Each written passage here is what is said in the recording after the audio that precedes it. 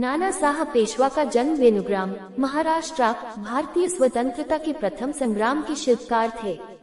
उनका मूल नाम धोंडूपंत था।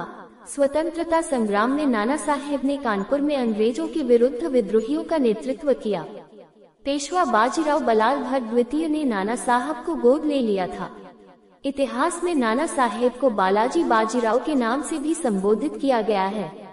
1 जुलाई 1857 को जब कानपुर से अंग्रेजों ने प्रस्थान किया तो नाना साहब ने पूर्ण स्वतंत्रता की घोषणा कर दी थी तथा पेशवा की उपाधि भी धारण की।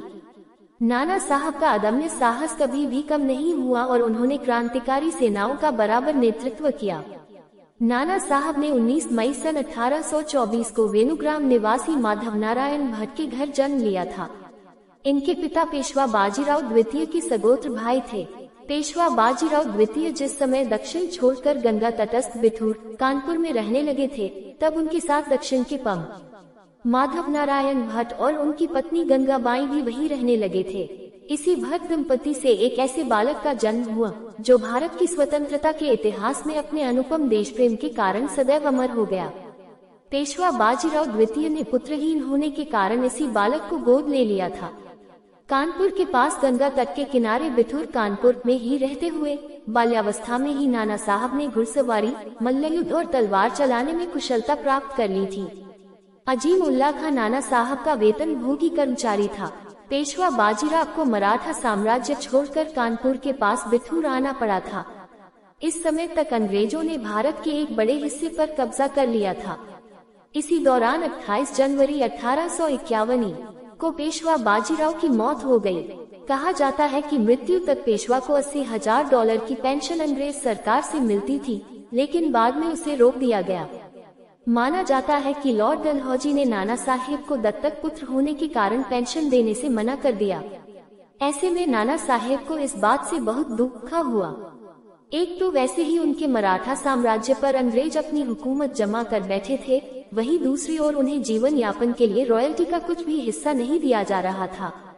इसके बाद 1853 में नाना साहेब ने अपने सचिव अजीम उल्ला खां को पेंशन बहाली पर बात करने के लिए लंदन भेजा। अजीम उल्ला खां हिंदी, फारसी, उर्दू, फ्रेंच, जर्मन और संस्कृत का अच्छा ज्ञाता था। वह अंग्रेजों की क्रूर नीतियों का शिकार था, इसलिए नाना साहेब ने उसे अपना सचिव बना लिया था। इस दौरान अजीम उल्ला ने अंग्रेज अधिकारियों को समझाने की बहुत कोशिश की, लेकिन उनकी सभी दलीलें ठुकरा दी गईं। ब्रिटिश अधिकारियों के इस रवैये से नाना साहेब बेहद खफा थे। ऐसे में उन्होंने अंग्रेजों के विरुद्ध बगावत को ही सबसे अच्छा विरोध का माध्यम माना। उधर मंगल पांडे के नेतृत्व में मेरठ छावनी के सिपाही अंग्रेजों के खिलाफ विद्रोह का मन बना चुके थे। खबर उल्टी उल्टी नाना साहेब के पास पहुंची तो इन्होंने तात्या टोपे के साथ मिलकर 1857 में ब्रिटिश राज के खिलाफ कानपुर में बगावत छेड़ दी। जब मई 1857 में प्रथम स्वतंत्रता संग्राम की ज्वालाएं उठी, नाना साहब भी राष्ट्र मुक्ति संघर्ष में कूद पड़े थे। उन्होंने कानपुर पर अधिकार कर लिया। कई मास इस पर आजादी का झंडा लहराता रहा। कानपुर पर फिर से अधिकार करने के लिए हेवलॉक ने विशाल सेना के साथ आक्रमण किया। उन्होंने कुछ समय तक शत्रु सेना से वीरता के साथ संघर्ष किया। अंत में उनकी पराजय हुई। नाना साहब ने अपना साहस नहीं खोया और उन्होंने कई स्थानों में शत्रु सेना से संघर्ष किया। अंत में जब 1857 का प्रथम संग्राम असफल हुआ, तब नाना साहब को सपरिवार नेपाल की शरण लेनी पड़ी। लेकिन वहां शरण न मिल सकी, क्योंकि नेपाल दरबार अंग्रेजों को असंतुष्ट नहीं करना चाहता था। जुलाई सन 1857 तक इस महान देशभक्त को घोर आपत्तियों में अपने दिन व्यतीत करने पड़े।